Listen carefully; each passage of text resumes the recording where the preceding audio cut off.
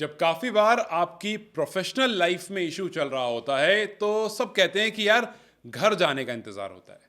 घर पर आपकी फैमिली होती है और वहाँ जा कर के आपको सुकून मिलता है जब आपके ऑफिस में इशू चल रहा होता है। लेकिन तब क्या जब एक साथ आपके ऑफिस में भी उतना ही इशू और आपके घर पर भी उतना ही इशू। मैं बात कर रहा हूँ हार्दिक पांड्या की। हार्दिक पांड्या जिनको एक दिन में दो बड़े झटके लगे।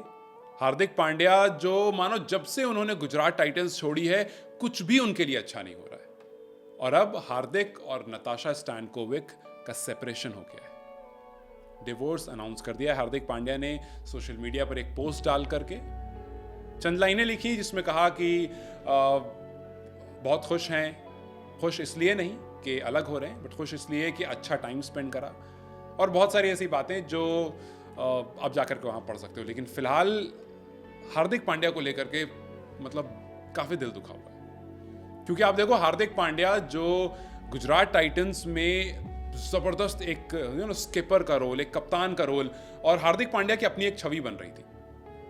2 साल में गुजरात टाइटंस को कहाँ से कहाँ पहुँचा दिया। एक नई टीम आती है, उसको चैंपियन बनाते हैं, फिर उसके बाद दूसरी बार फाइनल्स में पहुँचते हैं और फिर इतनी ज़्यादा रेपुटेशन बढ़ जाती है कि मुंबई कहती है भाई ये हीरा है, ये हमारे पास से गया, इसको वापस लेके आओ। और वो एक डिसीजन ऐसा रहता है कि सब कुछ तबाह हो जाता है। हार्दिक पांड्या वहां से वापस एमआई आते हैं। हार्दिक पांड्या आने के बाद रोहित शर्मा के बीच और हार्दिक पांड्या के बीच में बैर होता है। दोनों के बीच में डिस्टेंस क्रिएट होता है, उनके फैंस के बीच में डिस्टेंस क्रिएट होता है, हर मैच में उनको बू किया जाता है। और इन सब के बीच पता चलता है कि हार्दिक और नताशा के बीच में भी काफ़ी डिफरेंसेस चल रहे हैं। नताशा मैचेस में नहीं आती हैं, एक भी मैच में सपोर्ट करने नहीं आती हैं उस टाइम पर जहां पर हार्दिक अपनी फैमिली का इंतज़ार कर रहे थे, अपने फ्रेंड्स का इंतज़ार कर रहे थे। और हमने देखा वर्ल्ड कप जीतने के बाद किस तरह से वो रो रहे थे।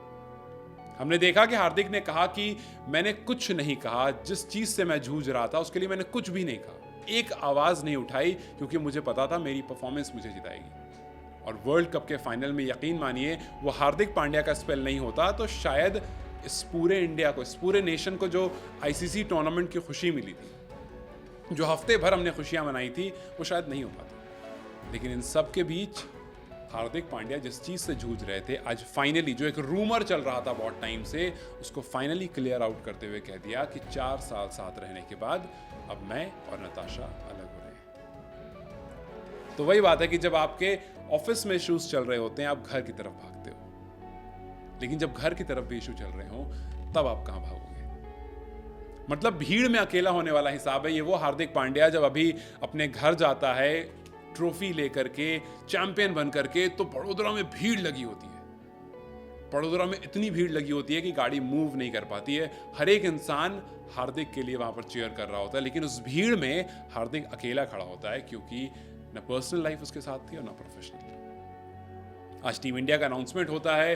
हार्दिक पांड्या पिछले साल जो T20 में इंडिया के कप्तान बने हुए थे, आज वो सूर्य कुमार यादव के द्वारा रिप्लेस कर दिए जाते हैं, स्काई कैप्टन बन जाते हैं।